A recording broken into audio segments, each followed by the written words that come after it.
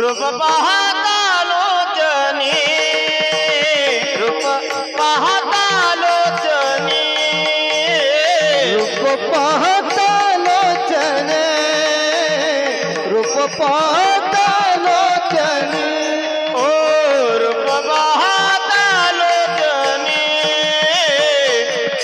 रूप पाहता लोचनी रूप पाहता लोचनी रूप पाहता लोचनी सुख झाले व साजनी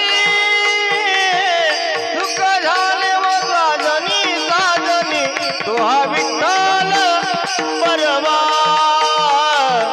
तो हा विठ्ठल बरवा सुख झाले हो साजनी सुख झाले हो साजनी साजनी तो हा विठ्ठल बरवा तो हा विठ्ठल बरवा तो हा माधव बरवा तो हा माधव बरवा बरवा बरवा तो हा विठ्ठल बरवा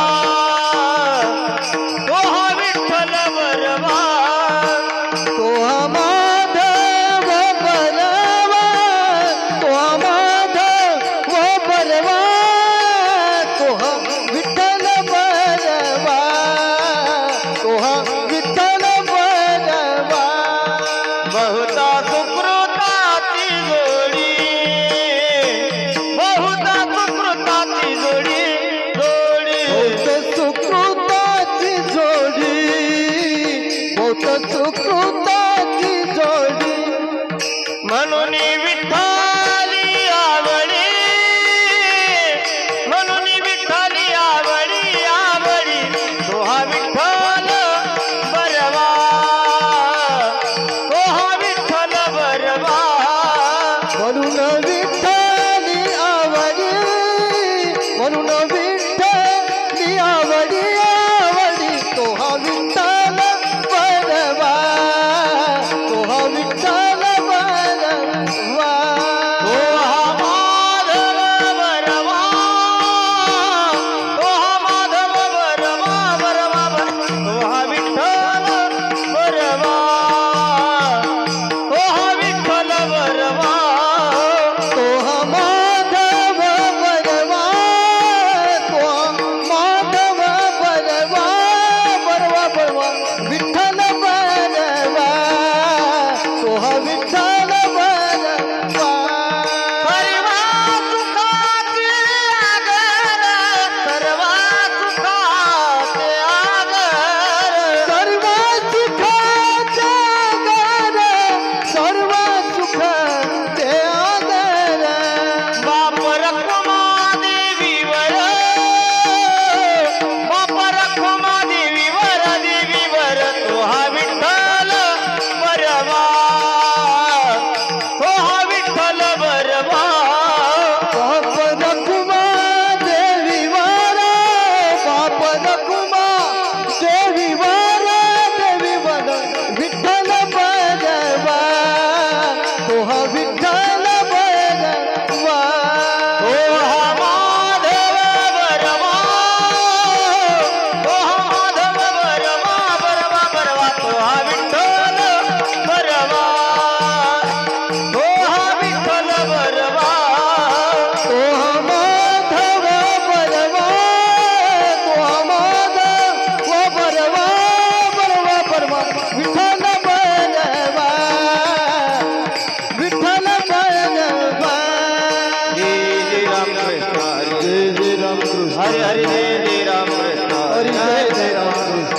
जय जय राम कृष्ण हरे जय जय राम कृष्ण हरे राम कृष्ण हरे जय जय राम जय जय राम कृष्ण हरि जय जय राम कृष्ण हरि जय जय राम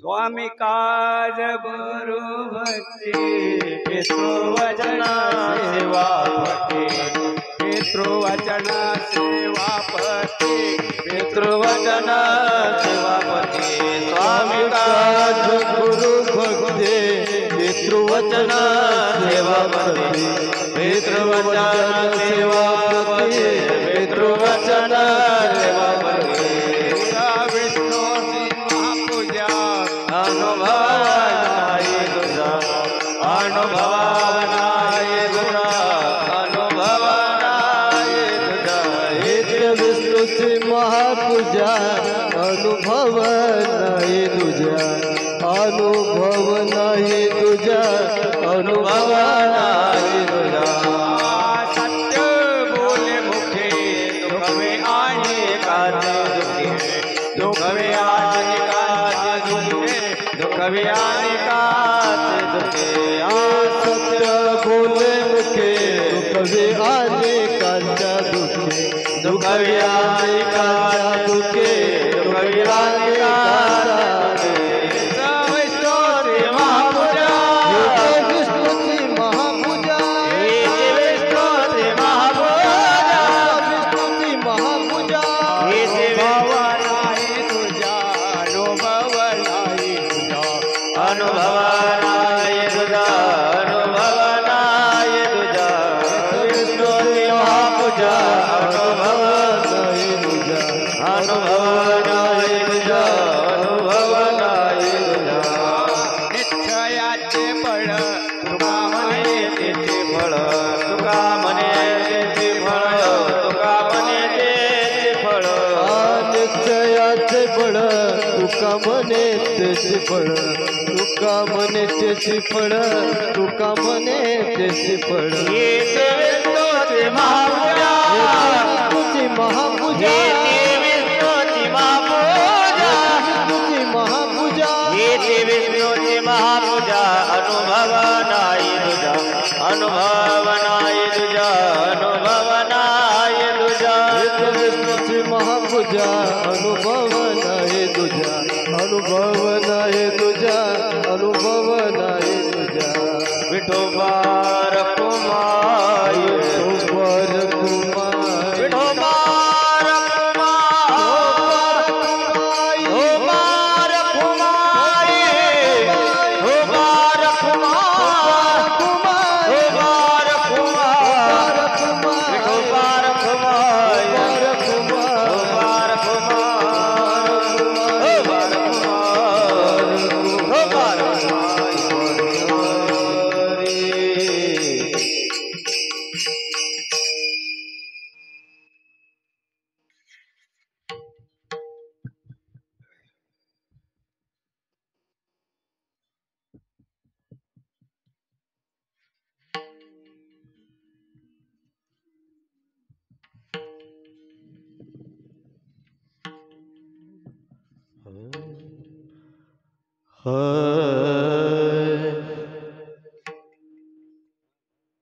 स्वामी काज गुरु भक्ति स्वामी काज गुरु भक्ति स्वामी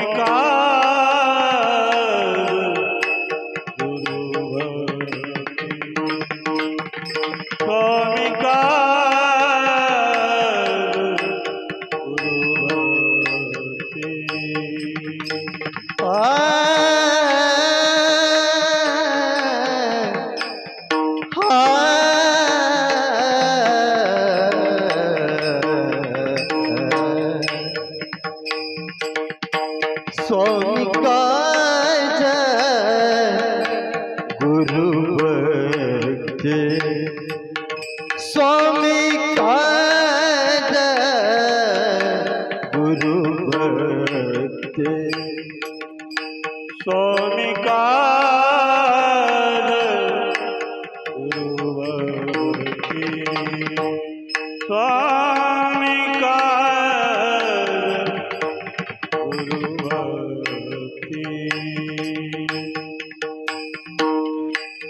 पितृवचन सेवा प्रति हो रे पितृवचन सेवा प्रति पितृवचन सेवा प्रति पितृवचन सेवा प्रति पितृवचन पितृवचन सेवा प्रति हित विष्णूची महापूजा हित विष्णूची महापूजा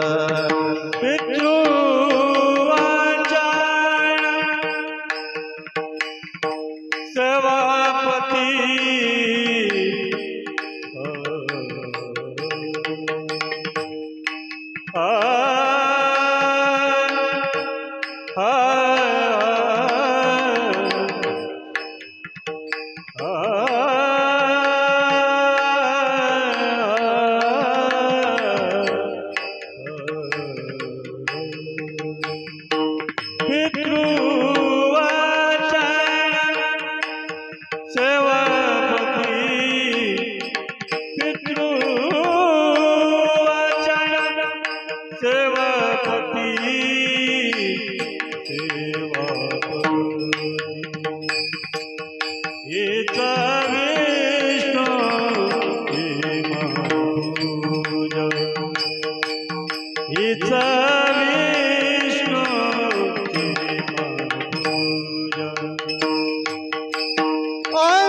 अनुभव नाही तुझा अनुभव रे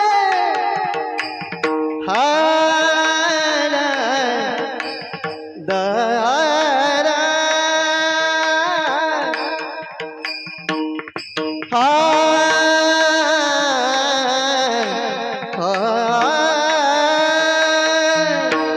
अनुभव अनुभव नाही तुझा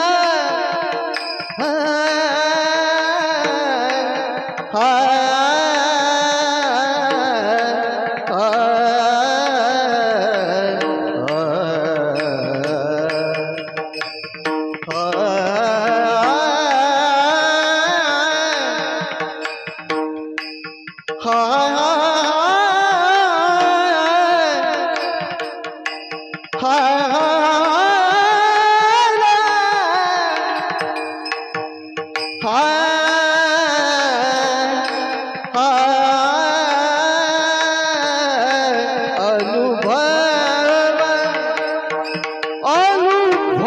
नाही तुझा अनुभव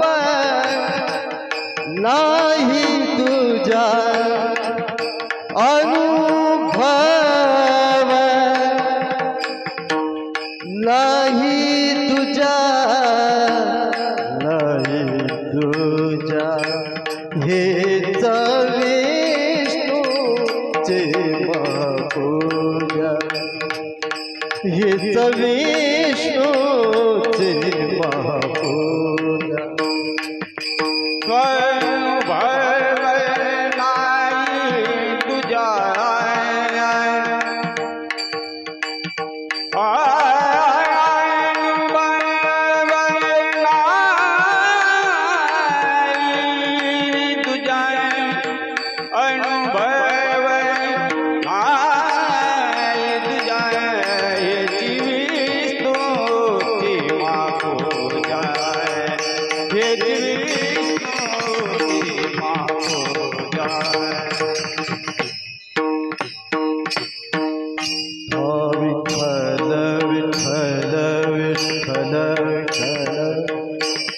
विठ्ठल विठ्ठल विठ्ठल विठ्ठल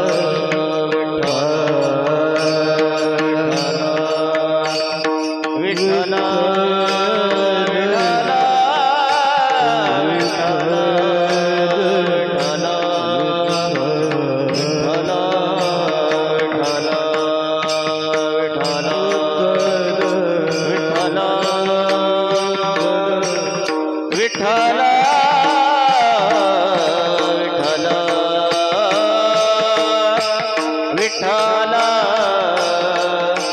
विठ्ठल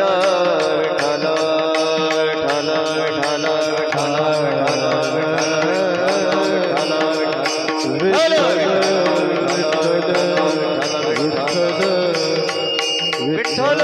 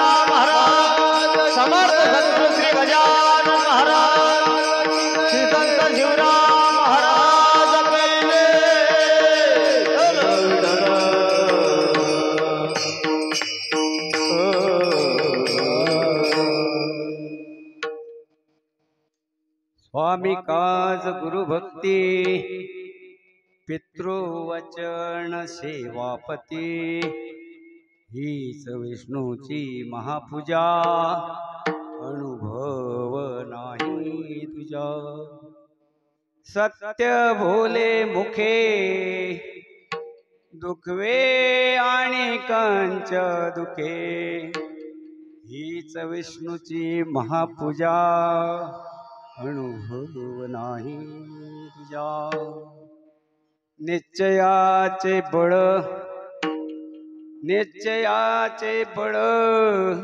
तुका म्हणे तेची फळ हीच विष्णूची महापूजा अनुभव नाही तुझा। प्रस्तुत प्रसंगी सेवेकरता घेतलेला अभंग जगद्गुरु तुकोब्बार आहे। कोण तुकोब्बार आहे? वेदाचा तो अर्थ आम्हाशीच ठावा असे म्हणणारे जगमान्य संत, देवमान्य संत, संत मान्य संत, वैराग्याचे महान असे पुतळे व्यक्तिमत्व असणारे देहनिवासी जगद्गुरु तुकोब्बार आहे यांचा हा 4 चरणाचा अभंग सेवेसाठी घेतला। या अभंगाच्या द्वारे महाराजांना भक्ती म्हणजे काय, भक्ती म्हणजे काय याबद्दल बोलायचं आहे आणि त्यासाठी त्यांनी 4 प्रकार निवडलेले आहेत की निवळ देवाची आंघोळ केल्यानं अक्षत कुंकू वाहिल्यानंच भक्ती म्हणत नाही। भक्तीचे प्रकार सांगत असताना सामान्य जीवन जगत असतानाही काही जर आपल्या जीवनामध्ये आपण अवलंबित केलं तर तीही भक्ती होऊ शकते असा या अभंगाचा अर्थ आहे। त्यामध्ये 4 पॉइंट आहेत। स्वामी काज, गुरुभक्ती, पितृवचन, पतिसेवा हे जरी नियमानं जर केलं तर विष्णूचीच भक्ती होते। आणि जीवन जगत असताना काहीतरी आपल्या जीवनामध्ये सत्यता बाळगायला पाहिजे। जागजागी खोटं बोलणं, जागजागी वाईट करणं, जागजागी विचार मनात बदलणं याच्यापेक्षा सत्यतेनं जगण्याचा प्रयत्न करून इतरांसाठी आपलं अंतःकरण शुद्ध करावं। एवढंच नाही तर जीवनात आल्यानंतर हा मानव देह प्राप्त झाल्यानंतर प्रत्येक माणसानं कुठंतरी निर्धार करायला पाहिजे, निश्चय करायला पाहिजे। जीवन जगायचं असलं तर कुठंतरी पक्की अशी बांधिलकी ठेवायला पाहिजे। हा सरळ सरळ अभंगाचा अर्थ आहे। आणि म्हणून योग आहे, सेवेचा योग आहे, अचानक आलेली सेवा आहे। म्हणून महायोग पीठे तटे भीमरथ्याम वरम पुंडरीकाय दातुन मुनींद्रे समागत्यतिष्ठान्तमानन्दकन्दं परब्रह्मलिङ्गं भज पांडुरंगा करू प्रथम नमन पांडुरंगा करू प्रथम नमन पांडुरंगा करू प्रथम नमन पांडुरंगा करू प्रथम नमन हो पांडुरंगा करू प्रथम नमन पांडुरंगा करू प्रथम नमन हो पांडुरंगा करू प्रथम नमन पांडुरंगा करू प्रथम नमन हो दुसरे चरण संतातिया त्यांचा कृपादान कथेचा विस्तारू त्यांचा कृपादान कथेचा विस्तारू दुसरे चरण संततिया त्यांचा कृपादान कथेचा विस्तार बाबा श्री सद्गुरु दादा तुका पांडुरंगा करू प्रथम नमन दुसरे चरण संतांची या त्यांच्या कृपादाने कथेचा विस्तारू बाबाजी सद्गुरु दास तुका नमो ज्ञानेश्वरा नमो नांदेश्वरा करुणा कर दयाळा तुमचा अनुग्रह लादलो पावन झालो गुरुर ब्रह्मा गुरुर विष्णू गुरुर्देव महेश्वरा गुरुर साक्षात परब्रह्म तस्मै श्री गुरुभ्यो नमः शरण शरण हनुमंता शरण हनुमंता चरण हनुमंता शरण हनुमंता तुम्हालो रामदूता तुम्हालो रामदूता तुम्हालो रामदूता तुम्हालो रामदूता तुम्हालो रामदूता चरण चरण हनुमंता तुम्हालो रामदूता काय भक्तीच्या चरणामध्ये द्यावा व्यासुभटा चरण चरण हनुमंता तुम्हालो रामदूता काय भक्तीचा दावता माझा सावरा सुपटा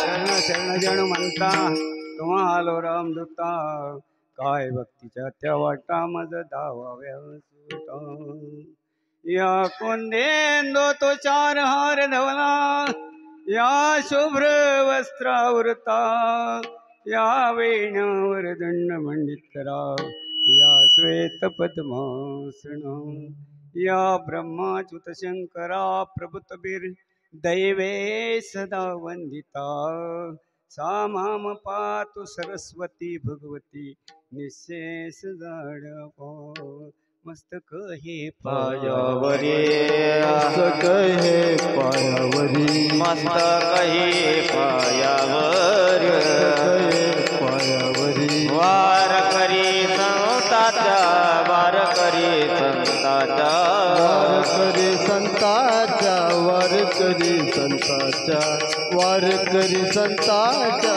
वारकरी संताच्या ऐसे नमन करुणी सकळा कथा बोले बोबड्या वाला असो प्रस्तुत सेवेसाठी घेतलेला अभंग जगद्गुरु तुकोबा राहायचा आहे.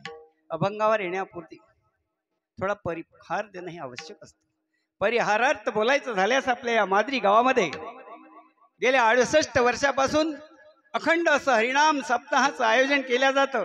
भव्य आणि दिव्य अशा या हनुमंतरायाच्या दरबारामध्ये दरवर्षीच सुंदर असा सोहळा होत असतो. आणि अशा या भव्य आणि दिव्य सोहळ्यामध्ये माझ्या सारख्या पामराकडे कीर्तनाची सेवा यावं ही तर मी माझं भाग्यच समजतो. तरी माझ्या दैवा पर नाही तरी माझ्या दैवा पर नाही तरी माझ्या दैवा पर नाही तरी माझ्या दैवा पर नाही तुका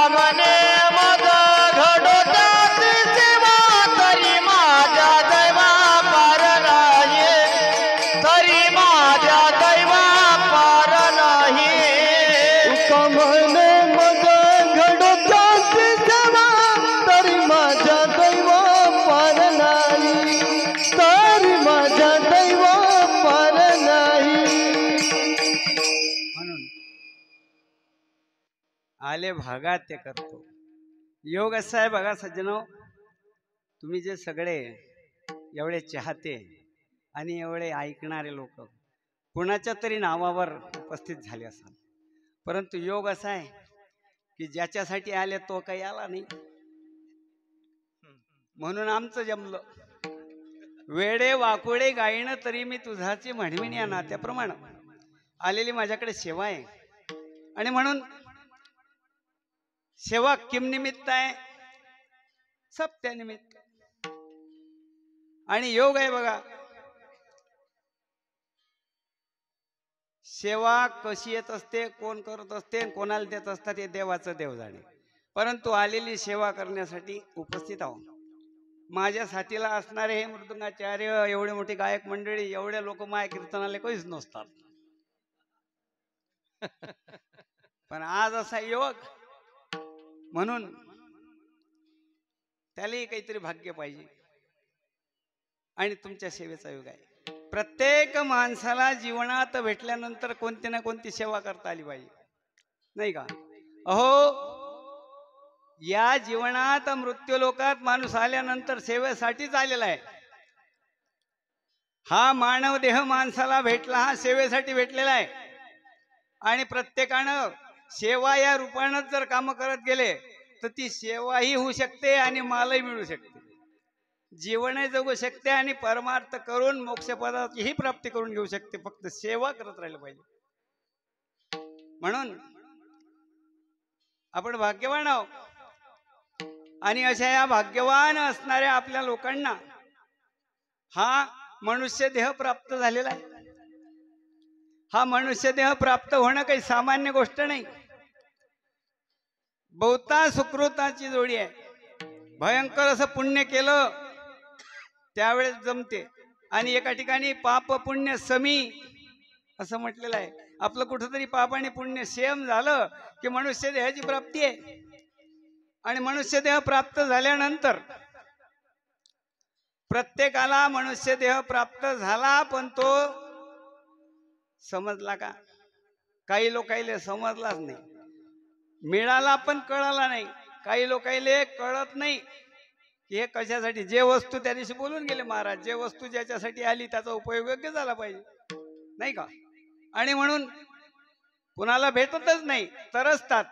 स्वर्गीचे अमर इच्छितात देवा, स्वर्गीचे अमर इच्छितात देवा, स्वर्गीचे अमर इच्छितात देवा, स्वर्गीचे अमर इच्छितात देवा.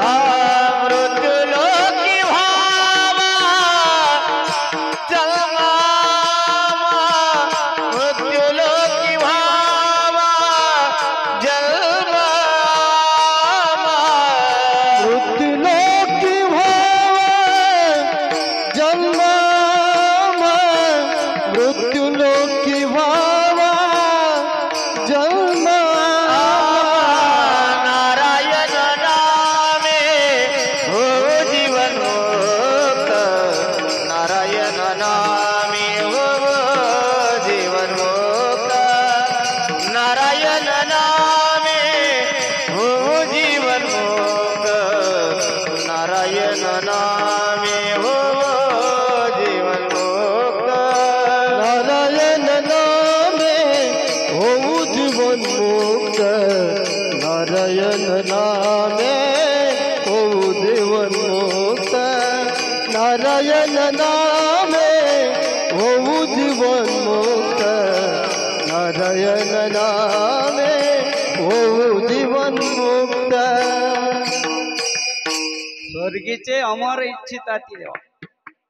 कारण स्वर्गात काय आहे? स्वर्गात नाम नाही. स्वर्गात खा प्याय लागत नाही. फक्त म्हटलं भूक लागली की भरलं पोट. त्याच्यात खावावं कसं प्यावं कसं हे काही समजत नाही. आणि सगळ्या कल्पतरूचे झाड जे इच्छा केली ते ताबडतोब, ताबडतोब भेटलं त्याला किंमत नसते. जराशी मेहनत करून घेतलं की त्याची चट लागते. ते वाटते की वा वा, त्याची किंमत ठरते. फुकटचं भेटल्यावर जमते का? तिथं सगळं फुकट आहे स्वर्गामध्ये. कोण्या देवानं म्हटलं की आता भूक लागली, गुलाबजामुन खा वाटतात, तर ते गुलाबजामुनची तलब तशीच होत, त्याची खायचंही काम नाही.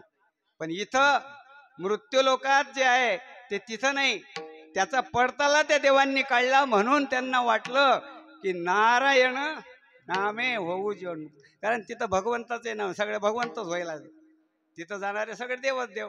पण ह्या नामाचा महिमा त्या देवांनाही करावा वाटला, म्हणून तेही म्हणतात की इथं यावं.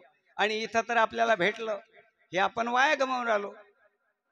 बघा, जीवन भेटत असते, पण त्या जीवनाचा भेटण्याचाही योग आहे. सगळ्याला नाही भेटत. आपलं पाप पुण्य सम झालं, योग आहे.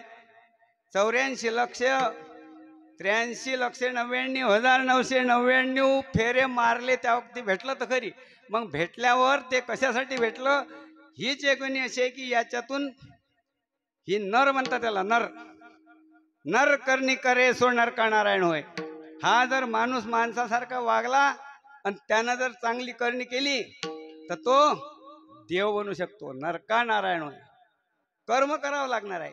कर्म इथंच करता येते, मृत्यू लोकाची. या लोका ह्या मृत्यू लोक असा आहे की इथं कर्म करून जीवन साध्य करता येते आणि भगवंताची प्राप्ती करून घेता येते.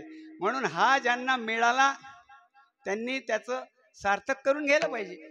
परंतु काय करावं, तुकाराम महाराज म्हणतात की सांगता सांगता मेलो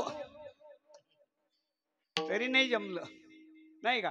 पण कसं असते संतांचं कार्य, कसं असते सज्जन हो, नदीसारखं असते. नदी तुमच्या गावाजवळून वाहते, ती कुणाला म्हणत नाही की तुम्ही माझ्यात आंघोळ करा, परंतु तिचं कार्य असते सगळ्यांना आंघोळीसाठी बोलावणं, सगळ्यांनी करावी आंघोळ असं वाटते. आणि संतांचं जीवन तसंच असते, त्या नदीसारखं. ते वाहत राहतात, वाटत राहतात ज्ञान, नाना प्रकारानं कष्ट सहन करतात, नाना प्रकारानं दुःख सहन करतात, नाना प्रकारानं शिकवण्याचा प्रयत्न करतात ते संत. परंतु जीवन आहे, भाग्य आहे, आणि म्हणून प्रत्येकाच्या भाग्यानुसार प्रत्येकाला जगावं लागते असंही म्हटलेलं आहे. आता इथं भाग्यवान लोक येऊ शकतात या मंडपात, कोणाचाही अधिकार नाही. इथं काय तिकीट आहे का, मग काऊन नाही आले? इथं काही बोर्ड लावायला आहे का की 50च्या वरचे जे जा त्याच्या अंदर लिहिले जमत नाही बजेट, असं आहे का बोर्ड लावलेलं? नाही. सगळ्यांशी येते आहे अधिकार, पण काय घडलं, भाग्य नाही. पाप आडवाय ते पाप, म्हणून हा मार्ग आवडत नाही. म्हणून योग असा आहे की ही भक्ती केली पाहिजे, भक्तीशिवाय जमणार नाही बजेट. जीवन जगायला आले ना तर जीवन जरूर जगा, पण त्या प्रपंचाला परमार्थाची जोड जे माणसं लावत असतील त्यांचा तो प्रपंच परमार्थ स्वर्गरूप होऊ शकतो. आणि म्हणून इथंच आहे, आणि इथंच आपलं भाग्य बदलता येते, इथंच सगळं करता येते, इथं आपल्या कर्मावर आधारित आहे. कर्म तेरा अच्छा है तो किस्मत तेरी दासी है. कर्म तेरा अच्छा है तो किस्मत तेरी दासी है, और दिल तेरा साफ है तो घर में मथुरा काशी. माणसाचं मन स्वच्छ पाहिजे, माणसाच्या मनाला आकार द्यावा लागतो. माणसानं माणसाशी माणसासारखं वागणं त्याला माणुसकी म्हणतात, त्याला माणूस म्हणतात. आणि तसे वागत नाही म्हणूनच तुकडोजी महाराज आले ते अभंग, ते म्हणणं पडलं, माणूस द्या मज माणूस द्या हो, माणूस द्या मज माणूस द्या हो, भीक मागता प्रभू दिसला, प्रभू दिसला. माणूस मागितला, आपण माणसं दिसलो नाही किती, आपण फक्त आकृती आहोत. एवढे तरी माणसं आहो आपण, बाकीचे आकृत्याच असल्यासारखे आहे. तो माणसानं माणसासारखं वागता येत नाही. आणि म्हणून माणसानं विचार केला पाहिजे, आपण या जन्मात आलो ना, भक्ती केली पाहिजे, जाणलं पाहिजे, नाही का. आणि म्हणूनच भक्ती विना उद्धार नाही कुणाचा, भक्तीसाठी निर्धार पाहिजे मनाचा. ऐका भाव जीवाचा जीवाचा ऐका भाव जीवाचा जीवाचा भक्ती विना उद्धार नाही कोणाचा भक्ती विना उद्धार नाही कोणाचा भक्ती विना उद्धार नाही कुणाचा भक्तीसाठी निर्धार पाहिजे मनाचा म्हणून संत सांगतात भक्ती करा, नाही का? भक्तीशिवाय जमणार नाही भजन. आणि भक्ती भक्ती भक्ती भक्ती करता करता हा अभंग तयार झाला. या भक्तीचं स्वरूप इथं सांगितलेलं आहे. भक्तीचे अनेक प्रकार सांगितले, 9विधा भक्ती सांगितली आणि अनेक प्रकारची साधनही आहेत, अनेक प्रकाराने भक्ती करण्याचे प्रकारही आहेत. परंतु महाराजांना या अभंगामध्ये खरी भक्ती केल्यानंतर खऱ्या देवाची प्राप्ती कशी होते हे सांगायचं आहे.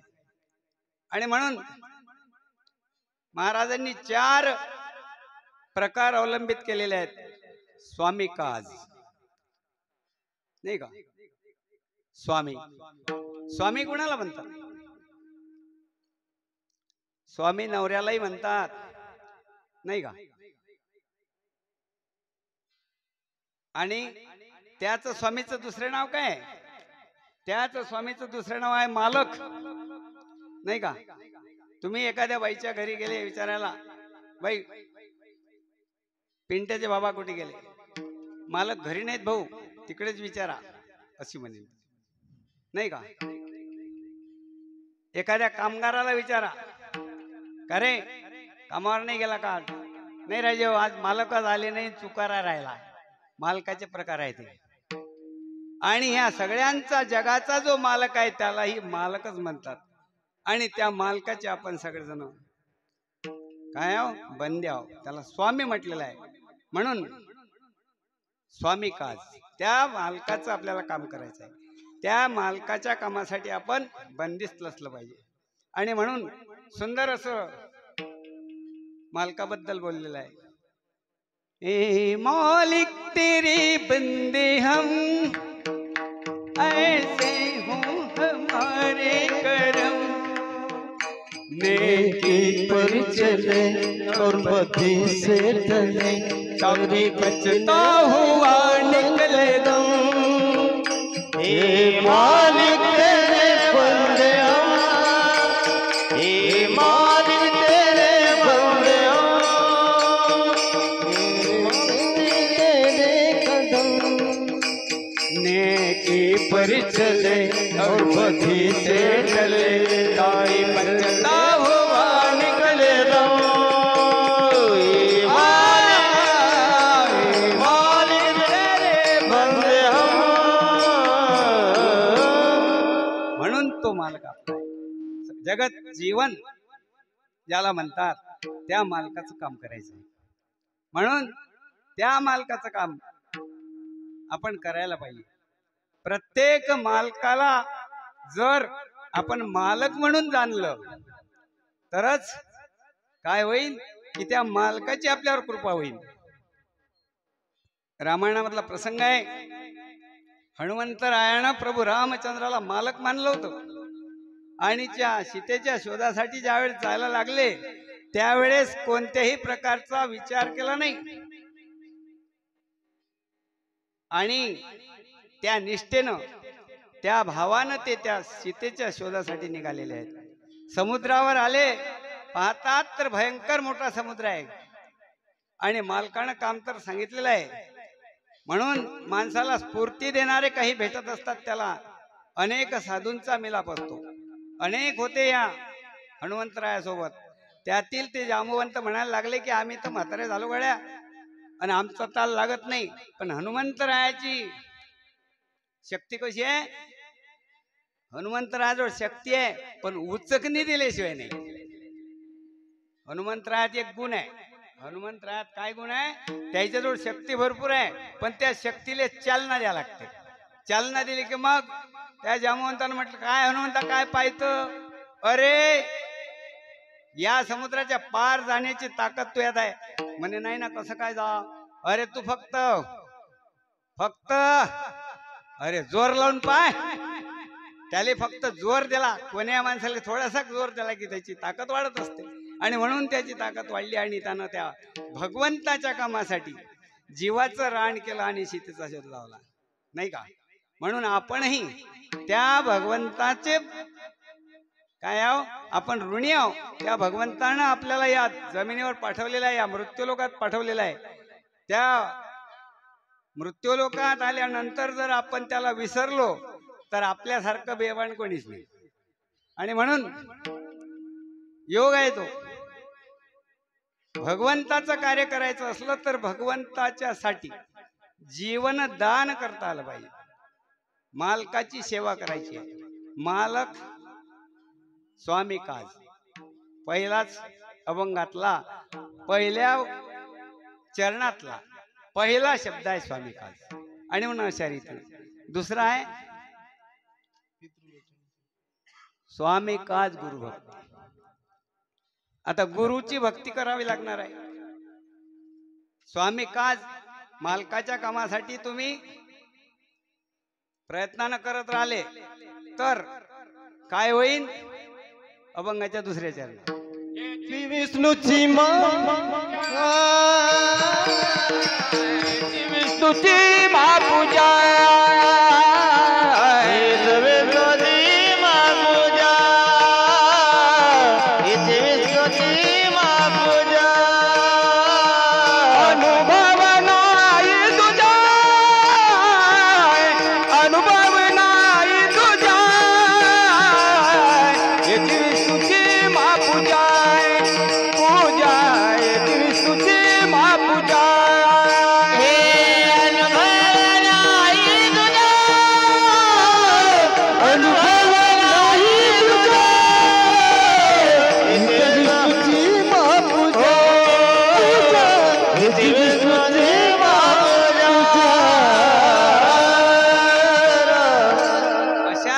तुम्ही स्वामीचं काम केलं, स्वामी काज मालकाचं जर काम केलं तर ते काय होईल? विष्णूची पूजा घडील. हा पॉइंट. दुसरं काय आहे? गुरु भक्ती. ज्ञानेश्वर माऊलीनं गुरुचं वर्णन करत असताना सुंदर अशी ओवी टाकलेली आहे. म्हणून जाणतेनो गुरु भजिजे. कारण गुरु शिवाय आपलं जीवनच सफल नाही. म्हणून जाणत्यांनी गुरुची भक्ती केली पाहिजे. जाणत्यांनी म्हणजे ज्यानं हेलपाटे खाल्ले त्यानं, ज्याच्या जीवनात कठीण असे प्रसंग आले, ज्यानं दुःख भोगलं, ज्यानं या जीवनाचा अभ्यास केला की या जीवनात खरं जर तरुण जायचं असलं तर गुरुशिवाय कोणी मार्ग दाखवणारा नाही. कोण बतावी बाट गुरु बिन, कोण बतावी बाट. बड़ा कठिन है, बड़ा कठिन है, बड़ा कठिन चमत्कार. कौन बताए बाट गुरु बिना, कौन बताए बाट. भयंकर कठीण आहे जीवन. या संसार सागरातून तरुण जाण्यासाठी गुरुच्याच शब्दाची किमया आपल्याला अवगत करता आली पाहिजे. गुरु बोलत असतात, सहज बोलणे हाचे उपदेश. सहज जरी बोलले आपल्याला समजलं पाहिजे, नाही का? गुरु जगात आता एवढे गुरु झाले, ते गुरुही बुडतात आणि शिष्यालाही बुडवतात, नाही का? गुरु शिवाय मार्ग नाही हे जरूर आहे, पण गुरु ओळखावा. गुरु दोन्ही नजरेचा पाहिजे. ज्याला आत्मज्ञानही आहे आणि ब्रह्मज्ञानही आहे त्याला गुरु म्हणतात. त्याला स्वतःचही जीवन सुधरून घेता येत नाही तर तो ब्रह्म काही दाखवणार आहे. जीवन आहे. गुरु भगवे कपडे घातले म्हणजे होत नसते. गुरुचं ठिकाण काय आहे? गुरु काय म्हणतात? गुरु कसा असावा? नाही तर आता तर लागीन तेवढे गुरु, परंतु गुरुच्या शब्दामध्ये गुरुच्या किमया आहे. गुरु कसाही जरी असला परंतु त्याच्यावर जर भाव ठेवला ना तर तो त्या भावामुळे तरुण जातो, नाही का? गुरुवर भाव पाहिजे, गुरुची भक्ती करता आली पाहिजे, गुरुवर निष्ठा पाहिजे. एका गावात एक साधू आले. साऱ्या गावचे गुरु बनायचा विचार. आता साधू मोठ्या पोटाचा साधू होता. भयंकर लोकांत प्रिय झाला आणि सगळ्या गावात त्याला पाहुणचार. मग आज याच्या घरी सकाळी, त्याच्या घरी सकाळी, त्याच्या घरी. आणि मोठे लोक साधूही तसेच असतात. काही जिथं तुपाची धार तिथं साधूची एरझार, नाही का? काही साधू तसे असतात. हा साधू त्या गावात आल्यावर तो तशाच प्रकारातला होता. तो मालखाऊच होता. मारखाऊ नाही, बरं, माल खाणारा होता. आता योग असा की प्रख्यात झालेला साधूबा गावात आला. सगळेले वाटे आपल्या दरवाज्याला पाय लागले पाहिजे. आता आम्ही साधू नसून आम्हाला म्हणतात महाराज आपल्या घरापर्यंत पाय लावा. आम्ही काय साधू आहो का? साधू नाही, पण आम्हाला आता या गादीवर त्या भगवंतानं उभं केलं, आम्ही भाग्य समजतो. समजतात लोक आम्हाला साधू. पण साधू सोपं आहे का? साधू बनणं सोपं नाही. साधू समजण्यासाठी सोपा नाही. काम, क्रोध, मद, दंभ हे 6 ज्याचे धुवून गेले तो साधू. नाही तर आम्ही साधून घेणारे साधू, नाही का? योग असा की तो साधून घेणारा साधू गावात नामांकित झाला. आणि सगळे लोक आज आमच्या घरी, आज सकाळी तुमच्या घरी गर्दीच. मुक्काम 5-6 दिवस साधूचा. एक गरीब माणूस होता, मेंढ्या चारणारा, बकऱ्यावाला. त्यानं पाहिलं म्हणे हे लोक करायचे रोज या साधूवाले घेऊन जातात. योगायोगानं घरी गेला तर बायकोने टुमणं लावलं. म्हणे का साधूवाले आणा ना आपल्या घरी. बायाची फार श्रद्धा साधूवर. आणि हा म्हणे आव गोष्ट करून राहिली, तो साधू मोठ्याचा आहे ना. म्हणे नाही हो, साधू भेद नसते. साधू सामान्यच असतात सगळ्यासाठी सारखं असते त्याचं मन. म्हणे मला नाही वाटत बा, तुम्ही म्हणा तर खरी, नाही का? गजानन महाराजनं मनातलं वैकलं होतं एका जणाच्या. तुम्ही पारायण केलं असेल तर. त्याची बायको म्हणे त्याला आणा ना. आणि तो म्हणे आपल्या इथं जमणार नाही गजानन बुवाचं. पण गजानन बुवा स्वतः गेले त्याच्या घरी.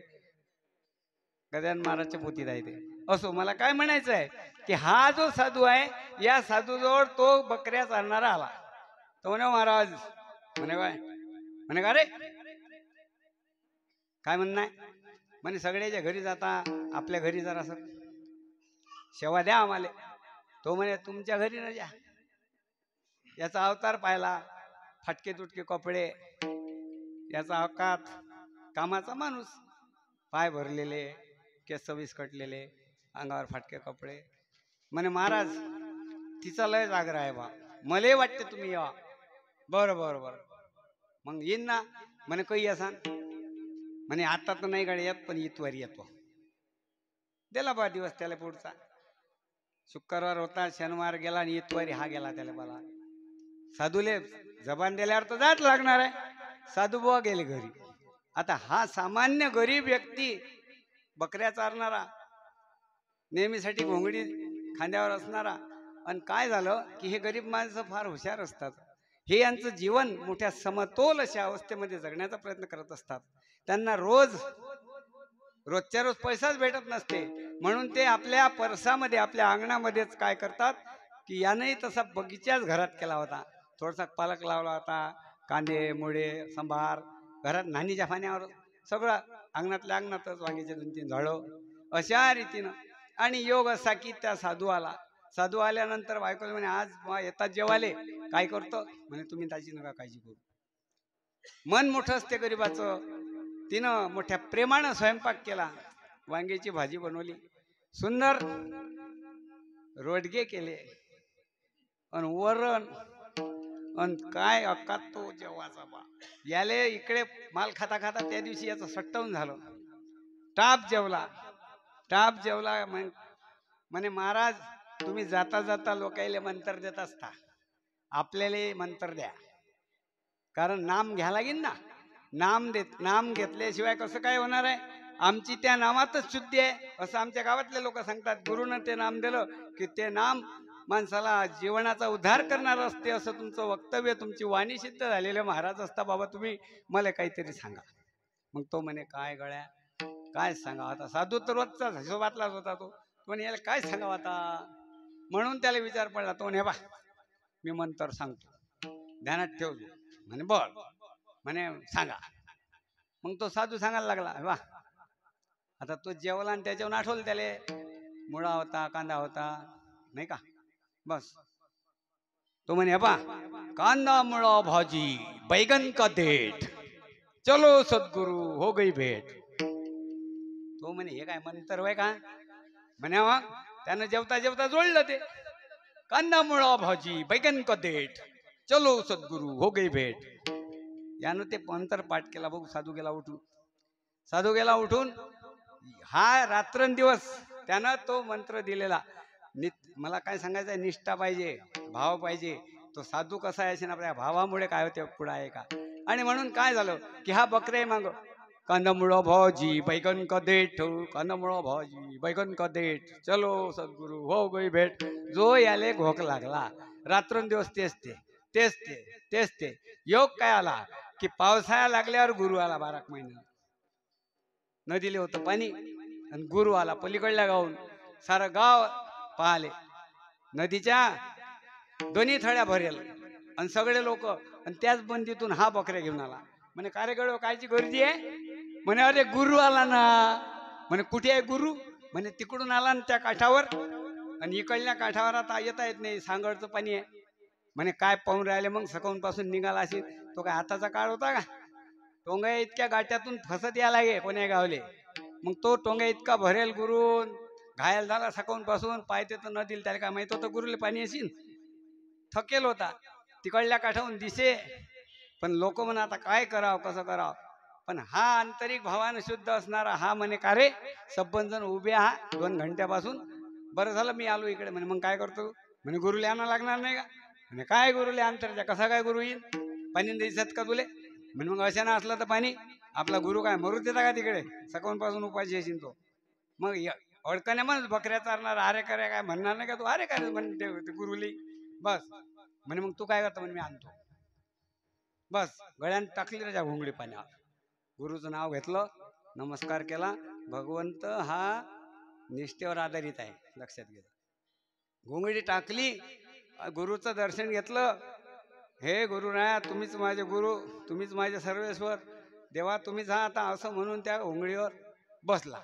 योग असा की देव काही नाही करत, अघटित घटना. ती घोंगडी तरच चालली, त्या घोंगडीवर बसून पुढच्या काठावर गेला. तिकडे गेल्यावर गुरु म्हणे ह्या कोण आहे रे. म्हणे हाच तर व्हायला का त्या देवचा पुंड्या. म्हणे रे का रे पुंड्या. म्हणे हा का गुरु थकले का.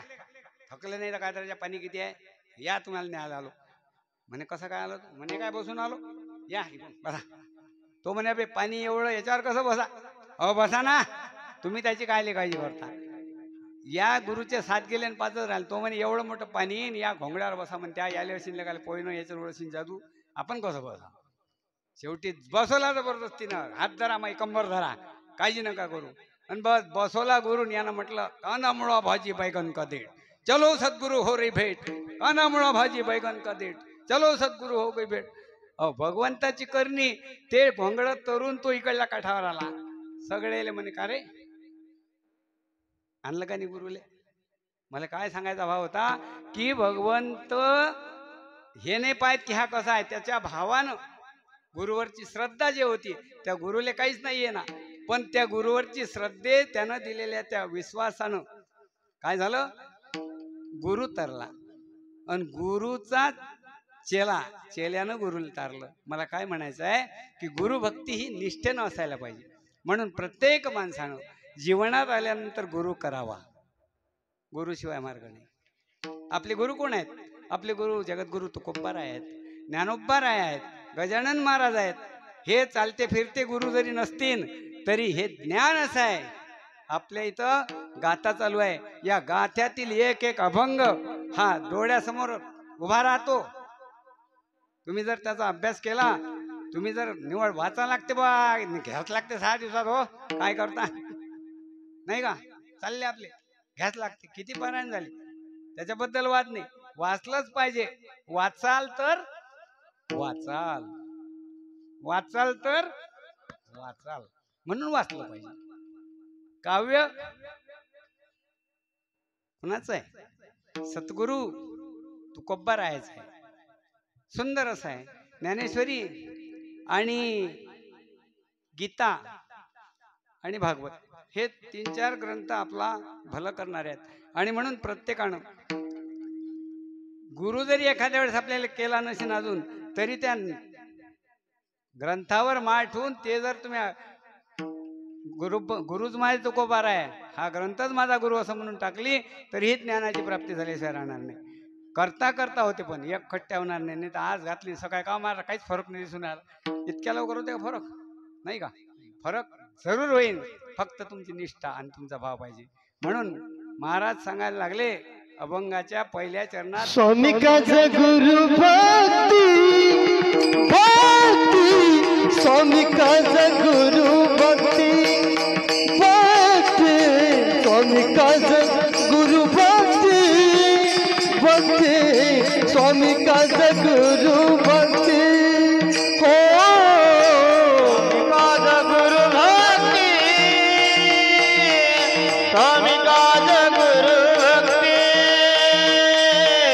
स्वामिकाचं गुरु भक्ती, स्वामिकाचं गुरु भक्ती,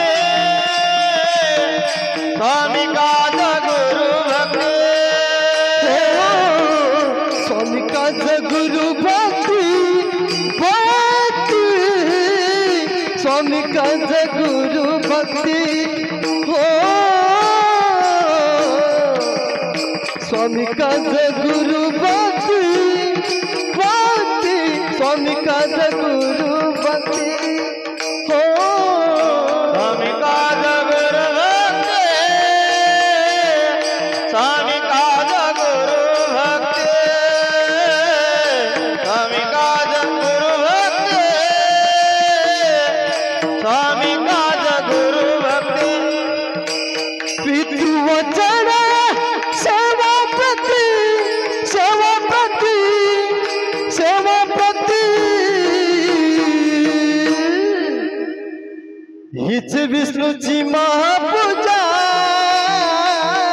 हीच विष्णूची महापूजा पूजा, हीच विष्णूची महापूजा, हीच विष्णूची महापूजा. हित विष्णूची महापूजा, हित विष्णूची महापूजा, विष्णूची महापूजा, हित विष्णूची महापूजा. गुरु भक्ती हीच विष्णूची महापूजा. 2 पॉइंट पाहिले आपण. स्वामी काज भगवंताचं काम केलं, तेही विष्णूचीच भक्ती घडते. गुरुवर श्रद्धा ठेवली, गुरुच्या ग्रंथावर विश्वास ठेवला आणि ते नमन मनन जरी त्या गुरुच्या ग्रंथाला केलं, तरीही विष्णूची पूजाच. 3रा पॉइंट आहे पितृवचन. काय पितृवचन म्हणजे काय? अहो, आपल्या वडिलांनी जे कार्य आपल्याला दिलेलं आहे, ज्यांनी हा नरदेह आपल्याला प्राप्त करून दिलेला आहे, त्या नरदेहाची प्राप्ती आपल्याला ज्या माध्यमातून भेटली, त्या आई वडिलांना आपण शतशः नमस्कारच काय, पण रात्रंदिवस त्यांची सेवा आपल्याकडून घडली पाहिजे. आणि त्यांची सेवा करत असताना ते ज्या मार्गाने सांगतील त्या मार्गाने जायला पाहिजे. परंतु काही गोष्टी अपवाद आहे त्या गोष्टीला. कारण काही काही ठिकाणी एक अभंग असा आहे की बापही खोटे निघतात. पितृवचन जरूर आहे. पितृवचनासाठी रामे वनवास केला, हे वेगळी गोष्ट. आणि काही काही पितृवचन पाळासाठी मुश्किल झालेली आहे. कारण प्रल्हाद ज्याच्या पोटी जन्माले आलता त्या बापाचं वचन पाळाच्या लायकीच होतं का? नाही का? इथं अपवाद आहे थोडासा, परंतु आपले बाप तेवढे खराब नाहीत एवढं निश्चित. म्हणून शास्त्र सांगते की वडिलांची जी आपल्यावर असणारी मेहरबानी आहे, त्या ऋणामध्ये बघा, प्रत्येक माणूस हा ऋणात दबलेला आहे. आपल्या सगळ्यांवर 3 प्रकारचे ऋण आहेत बघा. पितृऋण, देवऋण आणि ऋषीऋण. जीवनात आल्यानंतर या 3 ऋणातून प्रत्येकाने मुक्त व्हायला पाहिजे. ज्या ठिकाणी सप्ताह चालू असन, ज्या ठिकाणी नामस्मरण चालू असन, हे देवऋण आहे, हे देवाचं कार्य आहे. या देवाच्या कार्यात काही ना काहीतरी मदत केल्याच गेली पाहिजे. कारण काय आहे की भक्ती ही सोपी नाही. भक्ती करत असताना हाही एक प्रकार त्यातला आहे की तिथं दान देणं. दान जरूर केलं पाहिजे, पण सत्पात्री दान करता आलं पाहिजे. दान जरूर केलं पाहिजे, कारण दान मंदिरात जिथं कथा चालू आहे, जिथं कीर्तन चालू आहे, जिथं भक्ती चालू आहे, जिथं मंदिर बांधणं चालू आहे, जिथं धार्मिक कार्य चालू आहे, त्या ठिकाणी आपल्या इस्टेटीतला 1/10 भागा गेलाच पाहिजे. त्याशिवाय आपण या देवऋणात मुक्त होत नाही. आणि वडिलांनी सांगितलेल्या मार्गावर चालल्याशिवाय आपण पितृऋणातून मुक्त होत नाही. आणि पितृऋणातून मुक्त व्हायचा एक दुसराही प्रकार आहे. कारण तो प्रकार आता सगळे लोक बांधून ठेवायचा विचार करून राहिले. पितृऋण काय म्हणतात?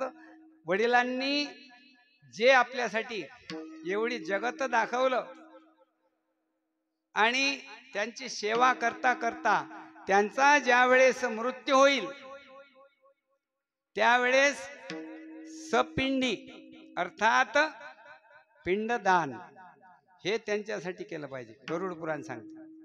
कारण आता काय झालं की आता जमाना बरोबर चालला. काही काही ठिकाणी आम्हाला महाराज आपल्याला ते पुढचं जमत नाही, पैसे सांगा किती पाहिजे. तर अरे ते चॅटी करावं लागतं. ते नाही, हे केस हे एवढे गेल्यावर ऑफिसात कसं जाऊ, ते तुम्हीच करा त्याच्यावर असे म्हणणार आहे. हो, पितृऋण आहे ते. आणि पितृऋणातून प्रत्येक माणसाने मुक्त व्हायला पाहिजे. कारण पितृची सेवा करणार काव्य म्हणजे रामकथा.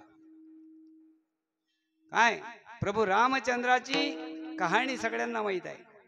कारण योग असा आहे की वडिलांच्या सांगण्यावरून वनवासात जाण्याचं पत्करणारा तो राम, त्या काळातली गोष्ट. आणि आताच्याही काळात तसे काही लोक आहेत, तसे काही मुलं आहेतही अजूनही, नाही असं नाही, परंतु पर्सेंटेज कमी आहे. म्हणून पितृवचन, वडिलांची सेवा करणं हे जरूर आहे. आणि पितृवचनासाठी प्रभू रामचंद्रानं काय केलं की प्राण जाय पर वचन न जाय. आपला जीव जरी गेला तिकडे त्या वनवासामध्ये तरीही बापाचं वचन मोडायचं नाही. या उद्देशानं मंगल भवन मंगल दशरथ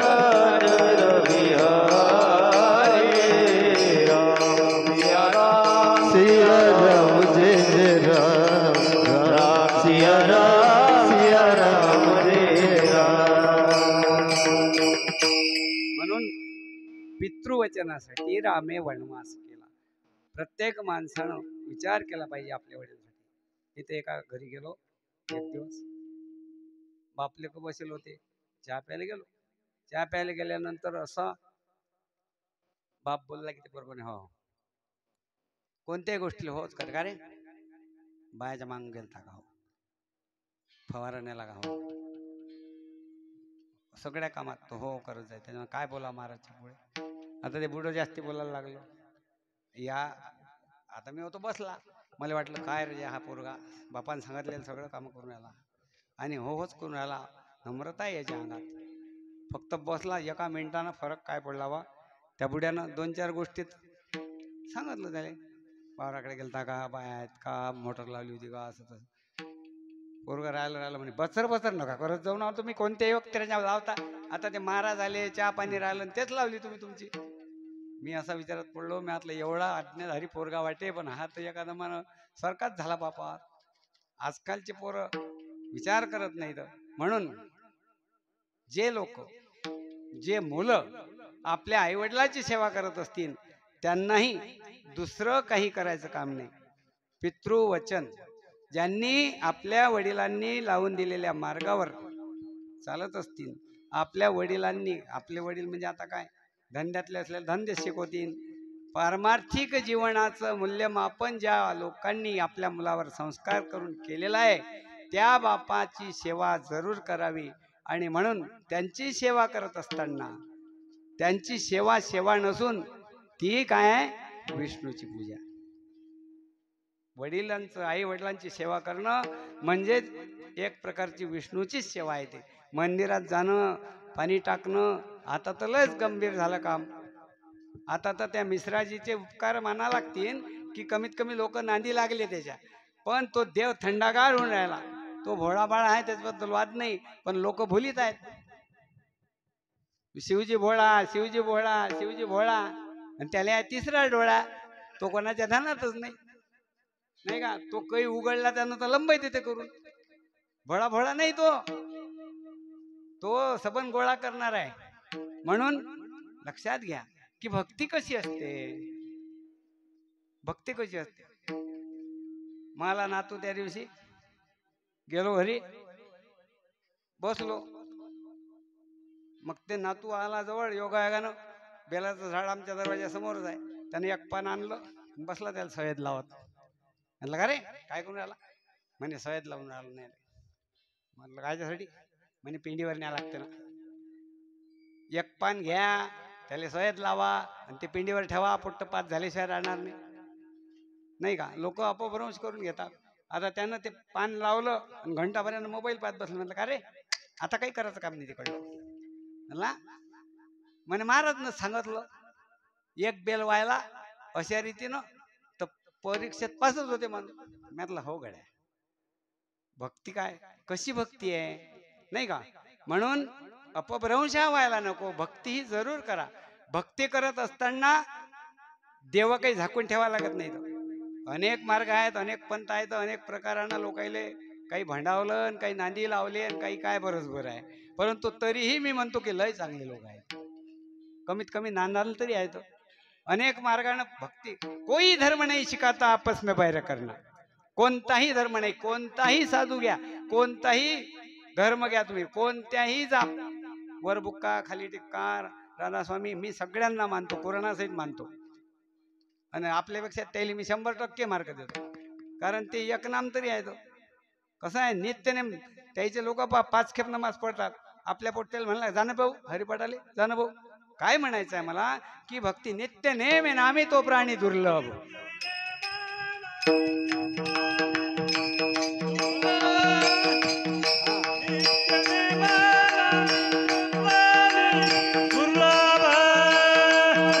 नित्य नेमानामी ते प्राणी दुर्लभ.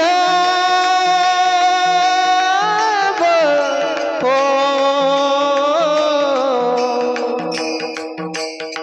नित्य नेमानामी ते प्राणी दुर्लभ.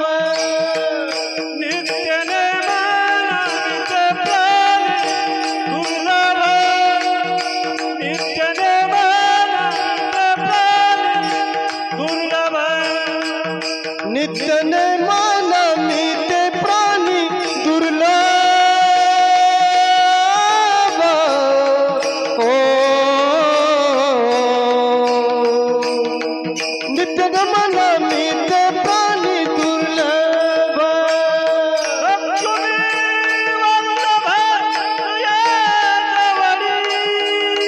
लक्ष्मी वल्लभ दया जवळी.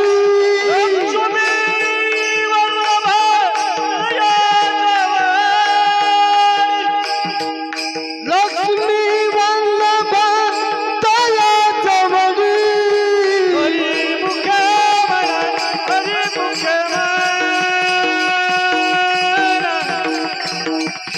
हरिमुख हरिमुखे मन हरिमुखे मन. ओ हरिमुखे मन हरिमुखे मन. नित्यनेम. प्रत्येक माणसानं जीवनात काहीतरी नियम लावून घेतले पाहिजे. नित्यनेम नामी तो प्राणी दुर्लभ. रोज भक्ती करा, फक्त नामस्मरण करा, त्याचा अर्थ आहे. मग हे करावं नाही का, हे बाकीचंही करावं लागते, पण त्याचा अभ्यास जरा वेगळ्या पद्धतीनं. किती जरी भक्ती केली तरी पावन काऊन नाही होऊन राहिलं, तर आपलं कुठं ना कुठं चुकून राहिलं, असं त्याचा अर्थ. आणि म्हणून योग असा आहे की भगवंताची नामस्मरण करण्यानंच भक्ती होते असं नाही, तर हे जीवन जगत असताना हे जे 3 पॉइंट सांगितले, स्वामिकास, पितृवचन, गुरुभक्ती आणि शेवटचा या माऊलीसाठी एक भाग स्पेशल मध्ये टाकला या अभंगाच्या पहिल्या चरणातला शेवटचा पॉइंट काय, पती सेवा, नाही का? ह्या माऊल्या पती सेवा सांगितलेली आहे, कारण प्रभू रामासाठी राजघराण्यातली बाई असणारी सीता ही पतीची सेवा करण्यासाठी म्हणून वनवासात गेली, नाही का? पती सेवा सांगितलेली आहे, परंतु पतीही त्याच लायकीचा असला पाहिजे, नाही तर मग आता कसं असते, योग आहे बघा, तरीही पण कितीही खट्याळ नाटाळ जरी पती असला तरीही त्याची सेवा शास्त्रानं सांगितलेली आहे. अनेक उदाहरणं आहेत, अनेक प्रकारानं बोलता येईल त्याच्यावर, परंतु योग असा आहे की प्रत्येक बाईच्या जीवनात तिचा जीवनाचा आधार हा पती समजलेला आहे, आणि म्हणून त्या पतीची सेवा करायलाच पाहिजे. पतीची सेवा म्हणजे काय आहे की त्याच्यावर तुमची जबाबदारीच तेवढी आहे, नाही का? मालक म्हटलं गेलेलं आहे, पती म्हणजे मालक. आता त्या मालकाची कृपा तुमच्यावर व्हासाठी तुम्ही काय करता की एवढंसं टिक्का त्याच्या नावाचा लावता. आता एवढंसं कुंकू लावून त्याच्या पाठीमागं आली रे आली की सारी जबाबदारी त्याच्यावर, सगळी जबाबदारी त्या पतीवर असते त्याची, आणि म्हणून तिच्या जीवनाची जबाबदारी तो घेत असतो. आता ज्यानं एवढी मोठी जबाबदारी घेतलेली आहे त्याच्या सुखदुःखात ज्या बाया सहभागी होत नसतील काय म्हणावं. म्हणून संसार रूपी सागरात पती पत्नीचं नातं असं आहे की हा संसार सागर पार करत असताना दोघांचंही काम आहे. संसार रूपी सागरात पती पत्नीची नौका असं म्हटलेलं आहे, आणि म्हणून हा संसार सागर पार करीत असताना जी बाई पतीला वठणीवर आणते, बरेच आमच्या गावात ते एक माणूस या नांदीच नव्हता, पण ते बाई एवढी जिद्दी की तुम्हाला जा लागते म्हणजे जा लागते. कुठे? कीर्तनात. बलात्कारे जरी आणला कथेची ते जबरदस्तीनं पाठवाय, हा 2-4 खेप झोपला कीर्तनात तरीही तिचा नांदा तोच. शेवटी तिच्या त्या प्रेमासाठी त्याला याच लागे. आणि एक दिवस अशी घटना घडली, एक दिवस असा बनला तो की त्याची वारी चुकत नाही आणि कीर्तनही चुकत नाही. कशामुळे? त्या बाईच्या जिद्दीमुळे. बाईत काय नाही हो, बाई किंवा बाईचे अनेक रूप आहेत. मी नेहमी बोलत असतो की स्त्री ही काय आहे, स्त्री ही क्षणिक सुखाची पत्नी असून अनंत जन्माची माता आहे, नाही का? योग असा आहे, तिच्याकडे कार्य दिलेलं आहे सृष्टी निर्माण करण्याचं. 2 पात्र आहेत हे, आणि म्हणून दोनही पात्र असे आहेत जीवनामध्ये, पती आणि पत्नी, की या दोघांनीही मिळून हा संसार करायचा आहे. या संसारात निर्मिती जे झाली त्याला सन्मार्गावर लावून भगवंताची प्राप्ती आपल्या मुलाला करून देण्याची ताकद आहे पती पत्नीतच असते, आणि म्हणून पती पत्नींनी आपल्या मुलावर सुंदर असे संस्कार करावे. तिचं ते कार्य आहे. नवऱ्यानं सांगितलं तसं ऐकावं. तुका म्हणे पतिव्रता आणि तिची देवावरी सत्ता. पत्नीनं फक्त नवऱ्याची सेवा केली की देव भक्ती करायचं काम नाही, हीच विष्णूची महापूजा. आणि अशा रीतीनं बघा योग असा आहे. म्हणून जीवन जगत असताना या 4 गोष्टीचा अवलंब करा, आणि पुढे महाराज अभंगाच्या 3ऱ्या चरणात तुका म्हणे सत्य बोले मुके, सत्य बोले मुके, सत्य बोले मुके,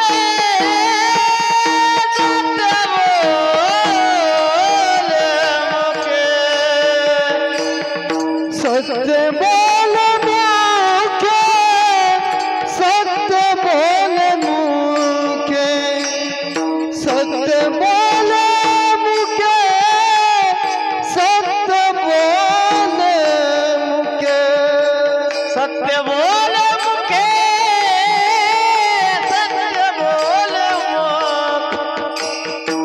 सत्य बोले मुके, सत्य बोले मुके,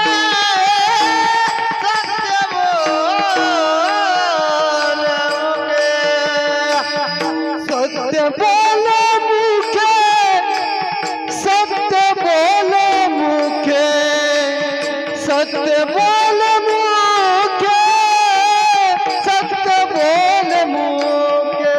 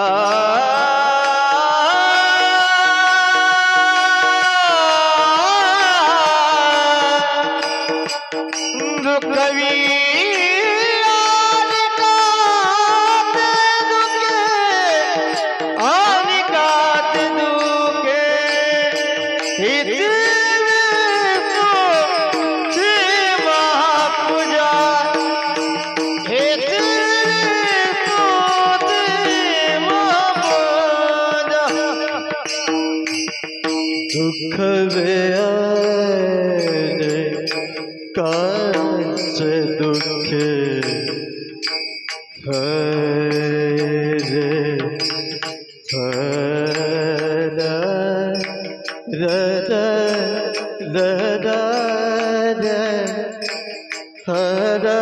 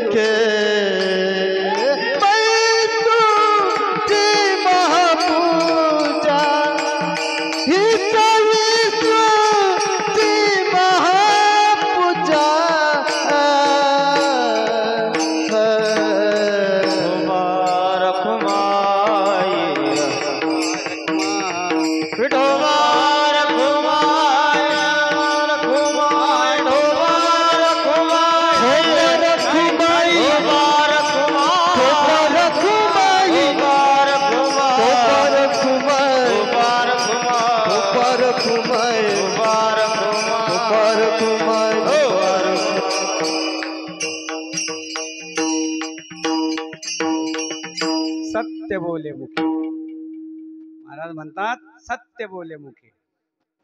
कारण सत्य म्हणजे काय? सत्य म्हणजे खरं. खरं काय आहे? सत्य तू सत्य तू सत्य तू विठ्ठला. अभंग आहे ना.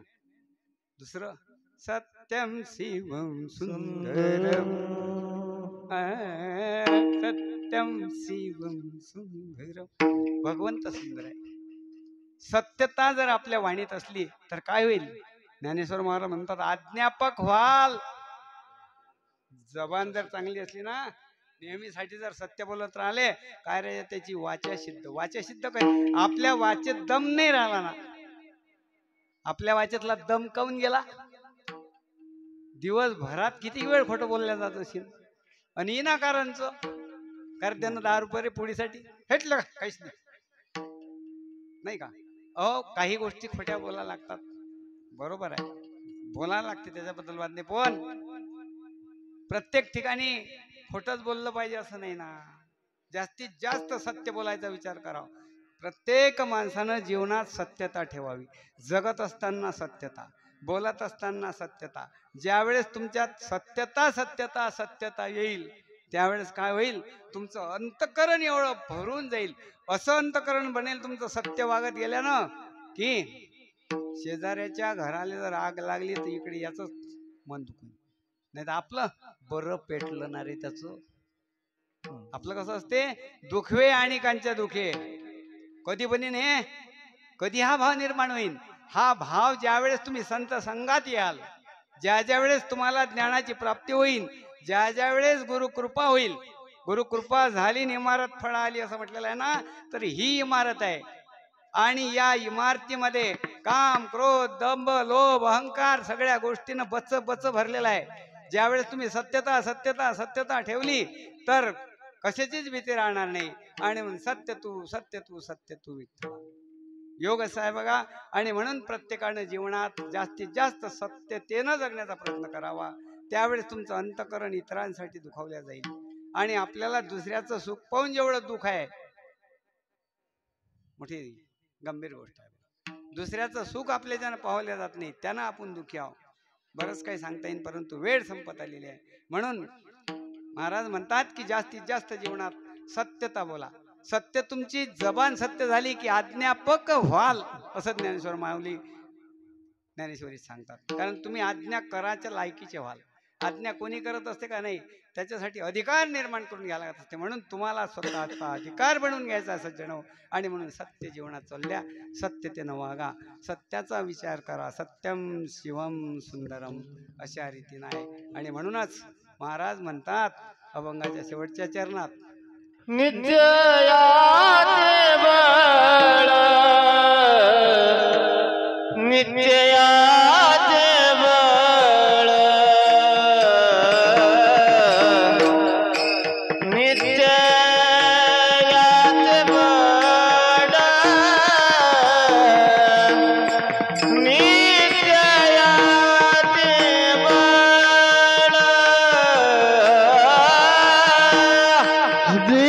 निश्चयाचे बळ, निश्चयाचे बळ, निश्चयाचे बळ, नित्य याते बळ, नित्य याते बळ.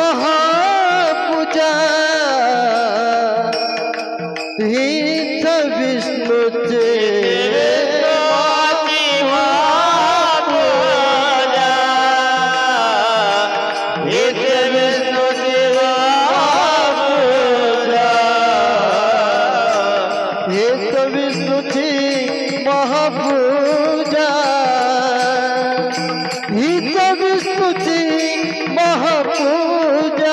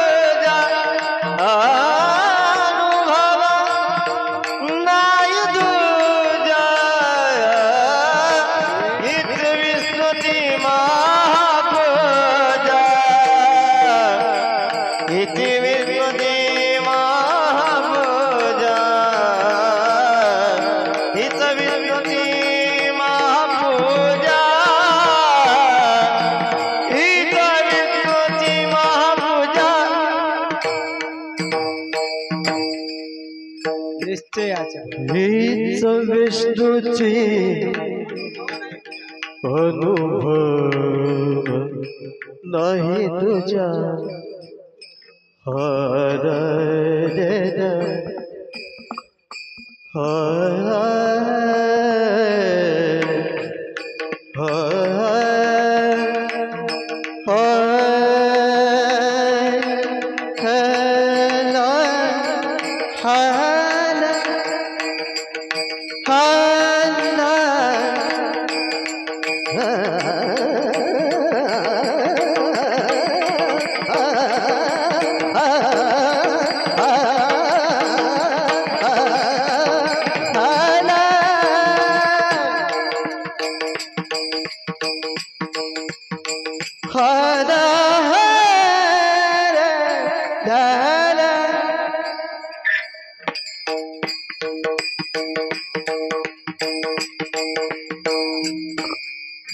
क्या बात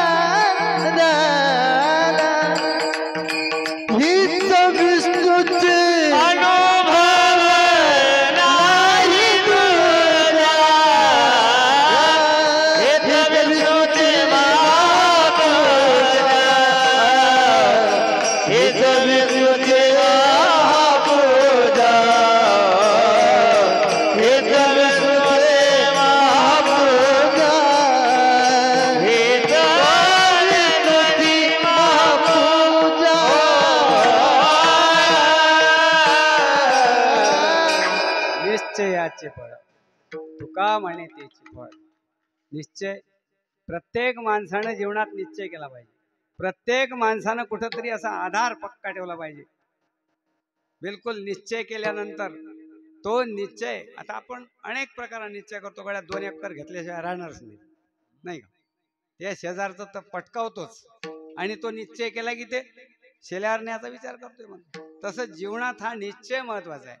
प्रत्येक माणसाला कुठंतरी अशी चाकोरी पक्की धरून ठेवा. नाही तर आता घंटाभर सप्ताह आहे तर याच्यात, सप्ताह झाल्यावर तिकडे, असं नाही. कुठंतरी असं पक्क व्हावं लागणार आहे. थोडस निश्चयाचं बळ सांगायचं आहे मला. दोघं दोस्त होते पण ते जरा वेगळ्याच प्रकारचे, फारवर जाणारेच होते पहिल्या काळात. एका जणाची अमेरिकेला ड्युटी लागली, एक जण इकडे राहिला. काही कालांतरानं तो अमेरिकेहून आला त्याचा दोस्त. पण काय घडलं होतं की अमेरिकेला जो गेला तो त्याच नानात, पण इकडे जो राहिला होता त्याले संत संगती लागल्याच्यानं त्यानं तो फार बंद केला होता. तो आला, इतका जिगरी दोस्त आल्यावर आता तो त्याच्याच लाईननं बोलीन ना. तो म्हणे का रे वा गणेश, म्हणे मग चाल ना. म्हणे कुठे? म्हणे जाऊ ना तिकडे जेवायला. हा म्हणे गड्या तिकडे तर काही जमत नाही आपल्याला. एवढा दोस्ताना तो आला मला चालतं खरी. तो म्हणे आता आपण त्याच्यात नाही राहिलो रे. म्हणे असा कर, त्याच्यात नाही राहिला तू, पण मी तर आलो आता त्याच्यासाठी. तो म्हणे तुला चलाच लागेल. मग दोस्ताना काय कामाचा? याच्या मनानं कल काय खाल्ला, म्हणजे जाऊ द्या ना, आपण तिथपर्यंत झाले का हरकत आहे का? म्हणून त्या बारपर्यंत गेले. तिथं गेले. हा म्हणे हे पा तू माझ्या दोस्ताण्यासाठी आज तुला हे घ्यास लागते. तो म्हणे हे पा गड्या, तू यासाठी मी खर्च सबन करतो, लागीन तेवढा, पण एवढं सोडून बोल. आता ते व्यसनासाठी बोलून राहिलो मी, थोडं गांभीर्याने लक्ष. तो एवढा अमेरिकेहून आलेला दोस्त एवढा नांदी लागला. तो म्हणे याले तर आज आपण फसवतोच आपण, आज याले बिलकुल पाजाची म्हणजे पाजाची. तर तो त्याच्या एवढा नांदी लागला. तो म्हणे हे खर्च मी करतो. त्यानं त्याच्याजवळ आणू नाही दिली. ती काय दिल्यानंतर त्यानं त्याच्या पोटात गेल्यावर तो जास्तच बोलायला लागला. तो म्हणे ह्या पागाळ्या आता तू घ्यास लागीन तुले, नाही तर मग दोस्ताना काय कामाचा. असं करता करता एकेरीवर काम आलं. हा म्हणे घेत नाही. तो म्हणे घेतल्याशिवाय राहणार नाहीस तू, मी सांगतो तुला घ्यास लागेल. हा म्हणे ह्या पागाळ्या घेतो खरी, पण ध्यान ठेव. घेतो खरी पण ध्यान ठेव. म्हणे काय? हे माझी शेवटचीच राहीन, आपली भेट शेवटचीच राहीन. त्याच्या पोटात. तो म्हणे घे ना, शेवटची कशी राहीन, याच्यानंतर चालू होईल. त्याच्या होती पोटात, याच्या नव्हती. पण त्यानं नॉर्मल पॅक घेतलेला होता, फुल काही नव्हताच तो. मग शेवटी यानं एवढी जिद केली की तुला घ्यास लागेल. हा म्हणे तू म्हणशील ते, पण मी सांगतो तुला शेवटचं. यानं निर्धार पक्का केला तर मी घेत नाही, जीव गेला चालेल. आता योग असा की त्याचा तो निर्धार एवढा पक्का पाहिल्यानंतर समोरचा मागा सरला. तो म्हणे काय करा मग याचे लेकर. म्हणे मी गेलो की माझ्या लेकरा उन्हाळ्यात त्याचं पाप तू यावं. बस तो आहे माझा शेवटचा दोस्ताना. शेवटची मला जर आग्रह, तू आता तू आहे पोटात, तू काही अटपणार नाहीस. मला ताकदवाला आहे, माझ्यापेक्षा जास्ती आहेस, पण नाईलाज आहे. आता तू जर घेशील म्हणशीनच तर मी घेईन, तर शेवटचीच घेईन आणि शेवटचाच दिवस राहील. शेवटचं ही भीती त्याला दाखवता बरोबर तो घायभरला. तो म्हणे ओ बा एवढं ले का पक्क? म्हणे मग त्याचा तो निर्धार पाहून, त्याचा तो निश्चय पाहून समोरच्यानं बाटली धरली फोडली. आजपासून मी पेणार नाही म्हणजे. काय झालं की यानं केलेल्या निश्चयामुळे त्याची सुटली आणि याची तर बरोबर सुटेलच होती. तर काय बळ आहे त्या निश्चयामध्ये? त्यानं पक्का निश्चय केला की आता आपल्याला घ्यायची नाही म्हणजे घ्यायची नाही, जीव गेला तरी चालेल. असा जीवनात प्रत्येकानं जीवनात निश्चय करा. म्हणून तुकाराम महाराज म्हणतात निश्चयाचे बळ. तुका म्हणे त्याचे काय फळ भेटलं की दोघांचं जीवन सुधारलं. ज्ञानेश्वर माऊली ज्ञानराज माऊली ज्ञानेश्वर माऊली ज्ञानराज माऊली ज्ञानेश्वर माऊली ज्ञानराज माऊली जय जय ज्ञानेश्वर माऊली ज्ञानराज.